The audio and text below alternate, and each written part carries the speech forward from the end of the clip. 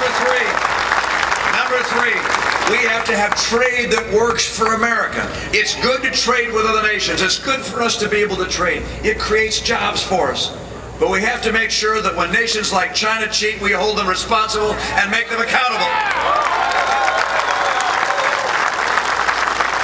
And there are big opportunities. I want to open up markets in Latin America and other places of the world. More opportunity for us to sell goods and services to people all over the world. Number four, and this may not sound like it's connected to jobs, but it is. You see, when an entrepreneur questions, am I going to take my life savings and use it to start a little business? Or when some big foreign corporation decides if they're going to build a factory here or somewhere else, one of the things they want to know is whether America is going to become like Greece, whether the dollar is going to become worthless, whether we're going to have economic catastrophe. And as they make that measure, they look at how we're spending money more than we take in. My number four is to stop spending massively more than we take in to get America on track to have a balanced budget. And I'll do it. And number five is to champion small business. Look, I believe that as a nation, we have to encourage entrepreneurs and innovators.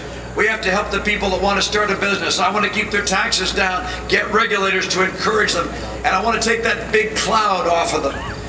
75% of small businesses in this country, surveyed by the Chamber of Commerce, said that Obamacare makes it less likely for them to hire people. I want to get rid of Obamacare. I want to replace it. I want to repeal it, and I want to return health care and health care responsibility to our citizens and to our health care providers, and I want to get the government out of health care.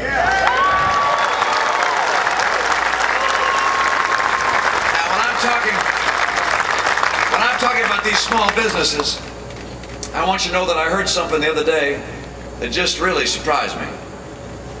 Actually, a couple things. One, I heard the president is taking the work requirement out of welfare. Yeah. I mean, we value work. We're a society which celebrates hard work.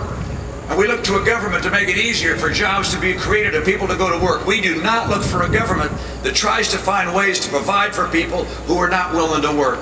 And so I'm going to put work back in welfare and make sure that able-bodied people get the jobs to do something. And he said something else which surprised me. He said this, he said, if you have a business, you didn't build that. Someone else did that. Did that surprise you, Bob? Yeah, no, I actually believe that people who start businesses built it. The people who worked hard and got a promotion earned that themselves. The people who reached and aspired get the credit for doing that. America has always been a place which celebrates people who work hard, who take risks, who champion a better future for themselves and for their families. It's who we are. If you've got a kid who makes the honor roll, that kid had to work hard and study to try and do so. I realized that to get to school, they had to go on the bus, and to have the bus drive, they had to have a bus driver. But if the kid gets the honor roll, we congratulate the kid, not the bus driver. And I'm going to make sure that in this nation, we continue to celebrate people who work hard, who are smart, who take the risk to start enterprises and who take the risk to go for promotion, who work hard, who do everything in their power to have a brighter future for themselves and for the people they love. I love this country. What America is was established from the very beginning. You know how unique this country is. When the founders of this nation wrote the Declaration of Independence, they said something which has changed the world. They said that our rights did not come from government. We were instead endowed by our Creator with our rights. God gave us our rights.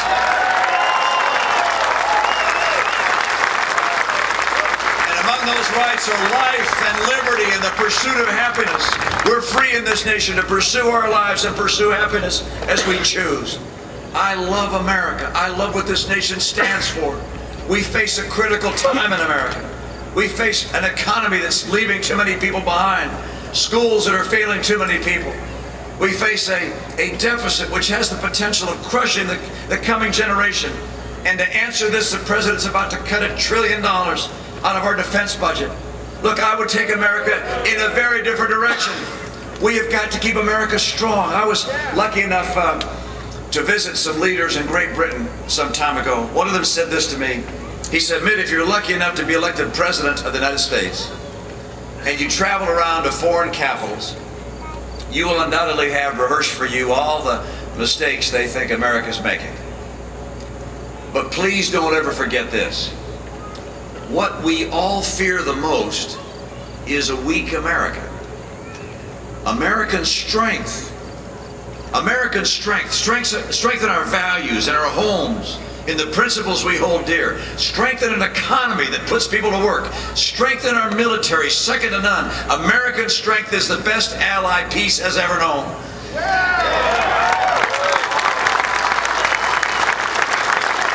I make this commitment to you. If Paul Ryan, who's a fine man and a great leader, and I are elected president and vice president, we're going to come together to make sure we keep America strong with those strong values and strong homes and schools and a strong economy with good jobs. We'll fight to protect your jobs and to build jobs for others and for your kids.